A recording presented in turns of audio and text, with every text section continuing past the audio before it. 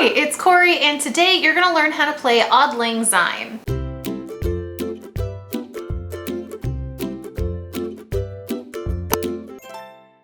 So this is a super easy song. There are only 3 chords and it has the most basic strumming pattern. If you're interested in getting the lead sheet for this song, there's actually 2 places you can find it. You can always find all my lead sheets, including the one for this song, on my Patreon.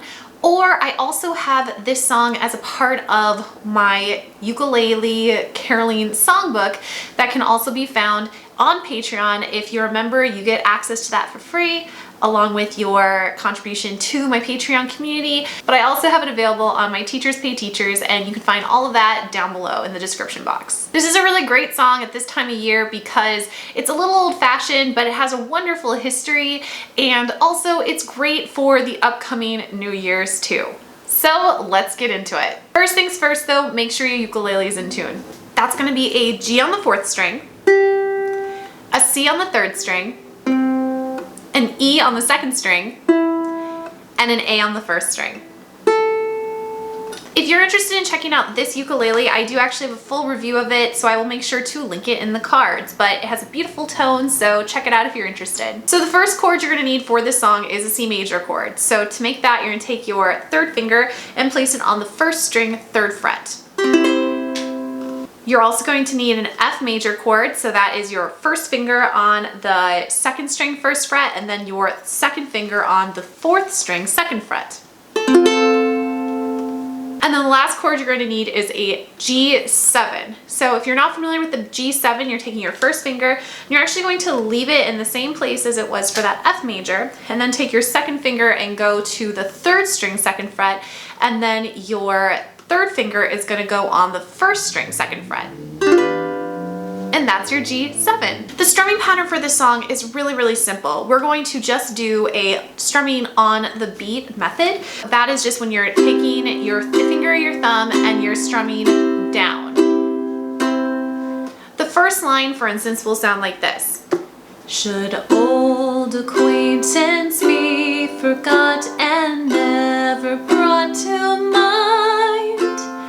So you can hear that all I'm doing is strumming down in a steady beat. If strumming on the beat is a little bit too tricky for you at the moment, you could also just strum on the chord change. And that is strumming in a downward motion only when a new chord is happening in the song. So that would sound like this, for instance, with that same opening line. Should old acquaintance be forgot and never brought to mind? So you can decide for you which one works best for both your skill level and for kind of the effect that you want to bring. I think sometimes strumming just on the chord changes can really make you highlight the vocal line a lot more, which is beautiful in this song, or even to the text, which is also really wonderful. But that's pretty much all you're doing here. I think if you take it with some other more traditional ukulele strumming patterns, that's totally fine too, but I kind of like just strumming on the beat here just because it draws the attention more to the text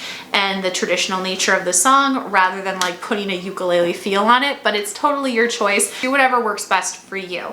But now that we know our chords and we know the strumming pattern, let's give it a playthrough. It's a pretty short song, but again, you can really focus on doing a lot of really cool things and make it really beautiful by really highlighting the text and the vocal line rather than the ukulele. So let's give it a go. 1, 2, here we go. Should old acquaintance be forgot and never brought to mind? Should old acquaintance be forgot and Auld Lang Syne? For Auld Lang Syne, my dear, for Auld Lang Syne, we'll take a cup of kindness yet for Auld Lang Syne. We too have run about the slopes and picked the daisies fine. We've wandered many a weary foot since Auld Lang Syne. For Auld Lang Syne, my dear, for Auld Lang Syne, sadness yet for Auld Lang Syne. And that's the whole song. It's really, really wonderful. For those of you that don't know, Auld Lang Syne is like the Scottish way of saying kind of like once upon a time or like a long time ago. And so that's kind of what it means. So it's just talking about knowing people from a long time ago and having those friendships. So I hope you're able to take this song, and if you end up like kind of jazzing it up a little bit, like, you know, doing like a should old acquaintance be forgot and never brought to mind, something like that, or even doing it with a really simple picking pattern of like, should old acquaintance be forgot and never brought to mind. Or if you're interested in learning how to do that, make sure to comment down below.